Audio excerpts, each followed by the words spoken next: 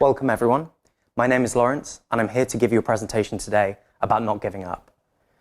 So what does it mean to not give up? It means many different things to many people, but generally speaking, it means that you have the energy and perseverance to keep going through whatever obstacles you may face. Throughout this presentation, I'm going to give my own not giving up story. I'm also then going to cover some of the proficiencies from the Entrecomp network surrounding the not giving up concept. And then finally, I'm going to give some examples of real-life people who kept going and they're now rich and famous. So to begin with my own story, when I was 19, I opened up a health food shop. A health food shop in Ireland is a business that would sell things like vitamins, teas, foods, things that you wouldn't normally find in a supermarket. They'd be more specialized. I myself have been a vegetarian my entire life, and I felt at the current market at the time, there wasn't really much access to some of the foods that I really enjoyed. So I went and got funding from the bank and I opened up my own business.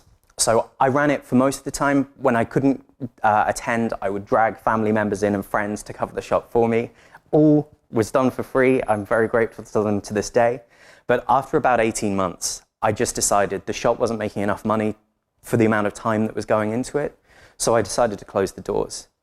There was a few different reasons that I felt that the shop didn't work. One of them was that in 2009, it was in the middle of the recession, so a lot of people didn't have the disposable money or disposable income that was needed to buy some of the things that we sold. Everything within the shop as well was also fair trade or ethically sourced, so it was either organic, fair trade, eco-friendly, that kind of thing. So it was a little bit ahead of its time in 2009. I'd say if I opened it now, it would be a lot busier now. Of course, as well, it was before the internet was as big of an e-commerce side of things as it is now. However, what came out of that entire situation is that it gave me a massive passion for business and what makes a business thrive, what's the mindset of an entrepreneur, what makes somebody successful versus somebody that just keeps floating along and not successful. I'd now just like to take a look at the 4 competencies that we mentioned earlier. So the first competency then, it's considered a level of foundation. That's where you're taking baby steps, you're relying on others for support. The second one then is intermediate, where you're starting to build up independence. The advanced then is where you're starting to take responsibility. You're not looking to others for help.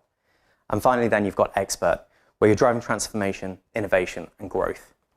Taking a closer look at the first example then, things that you might say to yourself when you're looking at that foundational level. You might say, I do not give up and I can keep going even when facing difficulties. Or you might say something like, I'm not afraid of working hard to achieve my goals.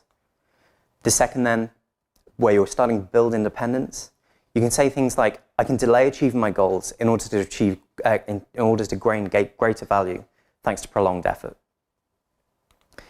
The third level then, the advanced level of proficiency, that's where you might say something to yourself such as, I can celebrate short-term achievements in order to stay motivated, or I can inspire others to work hard on their goals, knowing by showing passion and a strong sense of ownership. Finally then, the expert level proficiency, you can say something to yourself along the lines of, I can stay focused on my vision, goals, despite the challenges that I may face. So taking a closer look then at some real life examples, Henry Ford, you will all know from Ford Motor Company.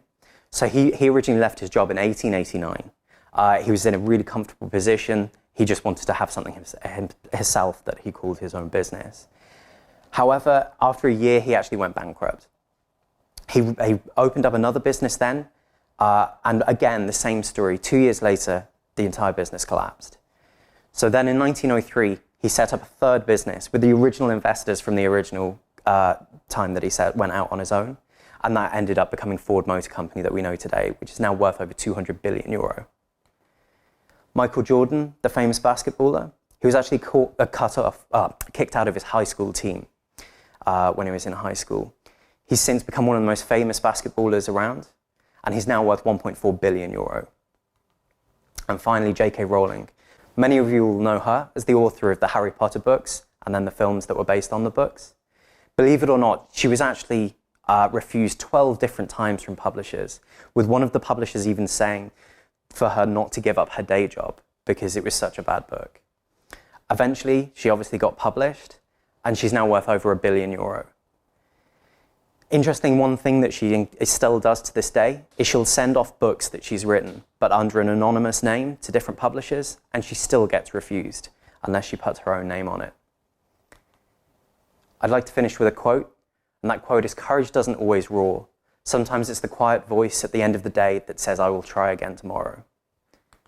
I've included some references here if anybody's interested in finding out more about what I've been talking about today. And I'd just like to say thank you so much for attending this talk.